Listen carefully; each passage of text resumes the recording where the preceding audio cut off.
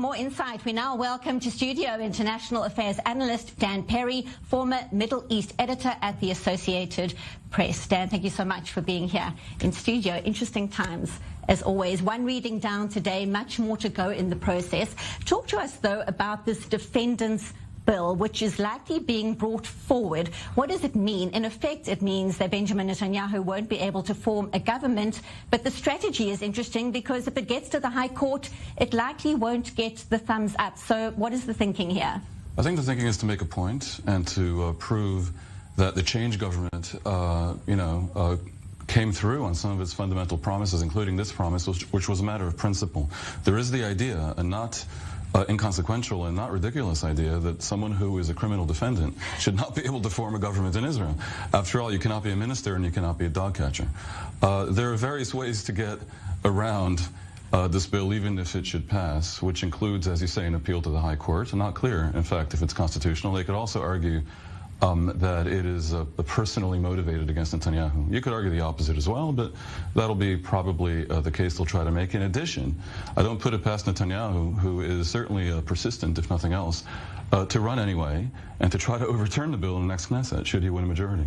So let's talk about the options now in the coming days. Much speculation about setting up of an alternate government, a right-wing government with Benjamin Netanyahu at the helm, but other players need to come on board. How likely is it? We're hearing about pressure on Benny Gantz, but of course other right-wing parties would have to join the party, and that is highly unlikely right now, or is it? I think it is unlikely. Nothing in Israel is impossible, as we have seen. 5 elections in 3 years. But it would require Gideon Sa'ar to come along. He has 4 or 5 seats at his command. He has said today and yesterday that that is not going to happen, that he remains committed to not allowing a return of Netanyahu to power. Also, Sa'ar, more than most politicians in Israel, or indeed the world, projects the image of a man of principle. It's hard to see him backing away from that. Benny Gantz, it is almost unfathomable that somehow he's seen a political comeback despite having been fooled by Netanyahu twice. Given the history. Or rather once. To have this happen twice may be too much to conceive even for Benny Gantz. The other issue is the Arab Party, the Joint Arab List. It's very difficult to see Netanyahu coming to 61 without their support. Now, they're no stranger to bizarre political machination, but it would be very, very hard to explain to their electorate, which mostly views Netanyahu as an anti-Arab racist, why they brought him to power, just to score points for the opposition. It's a very strange bedfellows kind of opposition when you consider the extreme right of Ben Gvir and Smotrich, the right of Netanyahu and the Arab Party.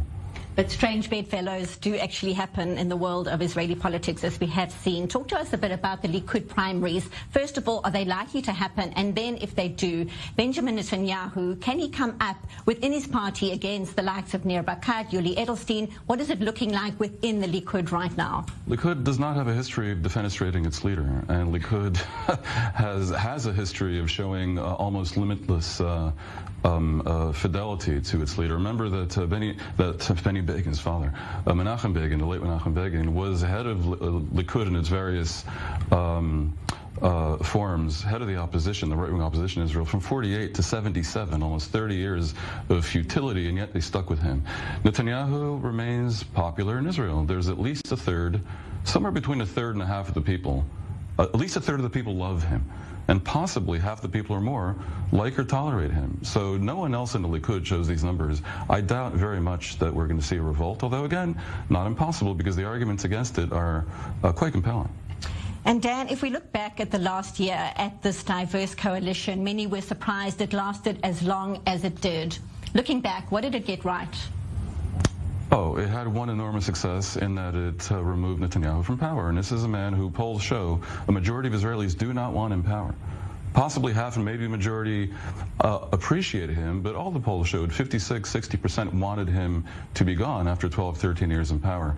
They achieved that, and they achieved that while also creating a new model for a moderate right, moderate left collaboration in Israel, which has the effect, or might have had the effect, if not for the Likud and Netanyahu's agitation over the past year, of calming down the spirits. I can't say spirits were calm because of the truly record-breaking agitation that we've seen.